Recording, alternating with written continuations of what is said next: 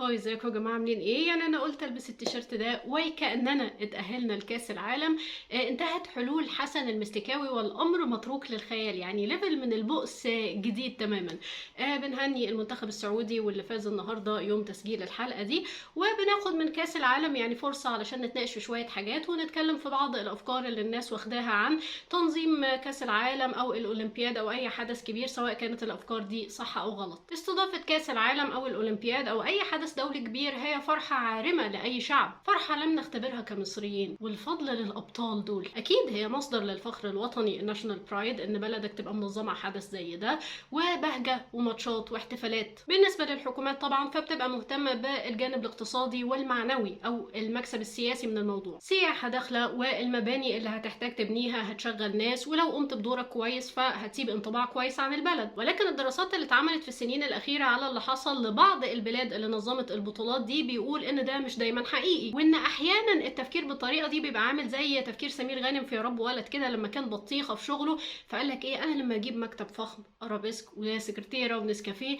ده هيخليني بقى ايه اتفاوض مع العميل واخد منه اللي انا عايزه، مش علشان انا بعمل منظره لا سمح الله، عشان الشغل. ليه؟ علشان تفوز بتنظيم حدث زي ده لازم تكون مستعد، سواء من ناحية المباني الرياضية، الملاعب والاستادات وأماكن إقامة وتدريب الرياضيين، أو على مستوى البنية التحتية بشكل عام، طرق، مستشفيات، أوتيلات، مواصلات، تأمين، كل حاجة. يقال إن أكتر بلدين استفادوا ماديا من تنظيم البطولة كانوا أمريكا وفرنسا، لأن هم أوريدي كانوا جاهزين بالمباني الرياضية وبالبنية التحتية، وبالتالي محتاجوش يصرفوا كتير. العائد اللي جالهم كان أكبر بكتير من الفلوس اللي صرفوها. إنما الدول النامية أو الدول اللي اقتصادها مش جبار يعني بتضطر ان هي تشتغل مخصوص علشان البطوله. عوائد البطوله من تيكتس او تذاكر وحق البث التلفزيوني والاعلانات ده اغلبه بيروح للفيفا، وبالتالي مينلي اللي بيتفضل للدوله المنظمه هو عائدات السياحه، ودي ما بتغطيش للاسف كل اللي الدوله صرفته. الخازوقي يا سكينه ان اغلب المنشات اللي اتبنت والملاعب دي بعد البطوله ما بتنتهي ما بيبقى لهاش لازمه، وكمان بتحتاج لصيانه، يعني بتحتاج مصاريف تاني. البرازيل بعد البطوله ما خلصت حولت بعض الاستادات لجراجات اتوبيسات، وجنوب افريقيا اضطرت ان هي تهد بعضها، وبكده تفضل صورة الدولة والدعاية والمكاسب السياسية. لو صورة البلد هنا معناها ان الناس تتعرف على ثقافتك وان اسم البلد يتردد في الميديا العالمية فده اكيد بيحصل. ولكن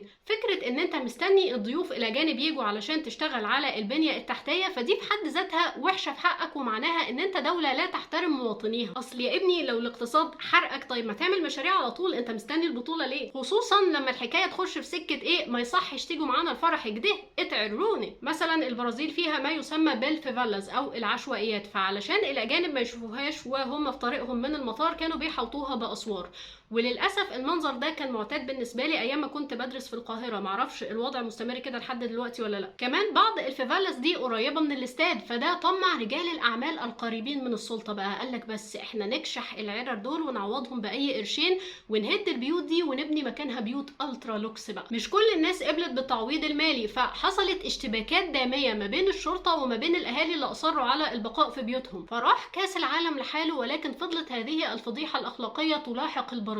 ولكن موضوع البرازيل في الاول وفي الاخر يعني جه بظروفه كده، انما في بعض الاحيان لما بتبقى النظم السياسيه على راسها بطحه بتقفش في الايفنتس دي بايدها واسنانها. اضف لمعلوماتك عزيزي الفولور ان الاولمبياد زمان ما كانش حدث بالضخامه دي لحد ما اختيرت المانيا لتنظيمه سنه 31. بعدها بسنتين هتلر وصل للحكم، هو طبعا راجل يعني ولا له في الرياضه ولا في الكلام الحمصي ده كله، وكان عايز بقى ايه، يلغي الموضوع من اساسه. لحد ما جوبلز بقى مسؤول الدعايه بتاعه راح له قال له ده كلام يا معلم، يعني هو في فرصه احلى من دي؟ شعوب الارض كلها جايه لنا لحد عندنا نحشي دماغهم باللي احنا عايزينه. فالراجل قفش في الفكره بقى وسخر لها كل امكانيات الدوله، والجيش بنفسه اشرف على بناء القريه الاولمبيه، وكان الرياضيين اللي بيروحوا فيها بيقولك لا اتس ا بيس اوف هيفن، يعني احنا كاننا في الجنه، ما شفناش حاجه زي كده قبل كده. واتبنت ملاعب تسع ل 100,000 متفرج، وكانت اول مره يتعمل جدول كده بترتيب الدول اللي حصلت على ميداليات علشان يتباهوا بنفسهم، لان هم كانوا كويسين في الرياضه. عارف لما زميلك اللي قبلك في الشركه يعني يحقق رقم خزعبلي فيعلي التارجت عليك انت،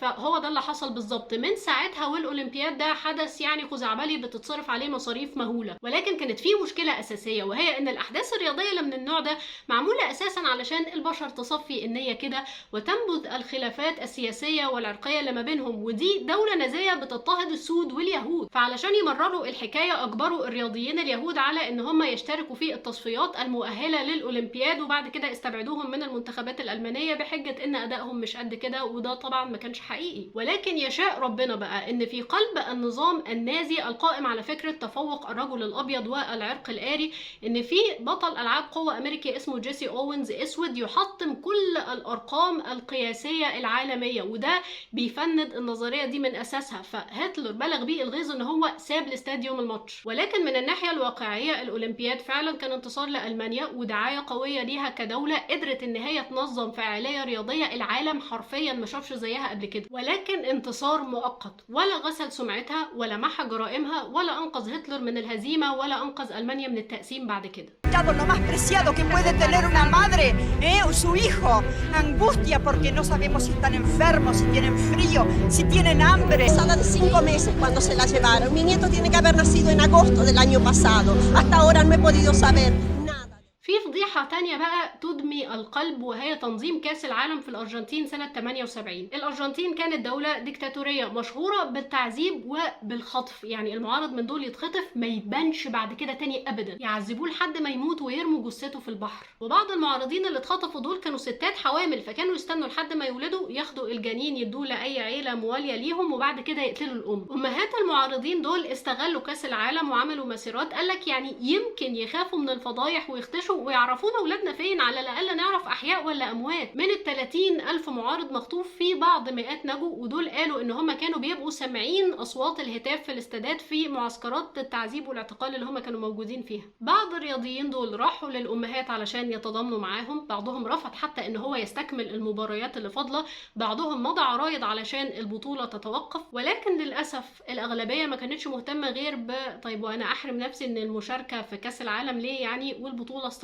وفي السنة دي الأرجنتين هي اللي فازت بكأس العالم، ولكن برضه كان انتصار مؤقت. فلو كنت مستني من تنظيم البطولات دي أي عائد اقتصادي ضخم، فالحكاية دي بقى مشكوك فيها، لدرجة إن اللجنة المسؤولة عن تنظيم الأولمبياد أصدرت توصيات بتقليل النفقات. ولو كنت بتدور على المكسب السياسي، فالرأي العام العالمي مش عبيط. على سبيل المثال يعني أنا ليا قرايب وأكيد حضراتكم كلكم راحوا كأس العالم في روسيا، هل ده بيؤثر النهاردة في رأيهم في الحرب الروسية الأوكرانية؟ اطلاقا، يعني هم قضوا وقت لطيف وخلاص، وكلنا يعني عايزين الحكايه تنتهي والسلام علشان كلنا استوينا. واحد هيقول لي طب انت عايزه ايه دلوقتي، يعني نولع في كاس العالم ما ننظموش تاني؟ اقول لك لا اطلاقا، ده انا نفسي ان هو يتعمل في مصر في يوم من الايام. هو كل الهدف بس ان احنا نعيد التفكير في نظرتنا للاحداث الدوليه الكبيره. فكره ان انت لو عايز فلوس اعزم اجانب كتير بقى وقدم لهم الساقع والسخن وضيفهم فيرضوا عنك ويحلوا الكيس ويدولك، مش حقيقيه، سطحيه جدا. اي بلد بتنور باهلها مش بالضيوف. شكرا يا جماعه، يا ريت ما تنسوش سبسكرايب واللايك والشير، ومستنيه اراكم في الكومنتس. شكرا، باي باي.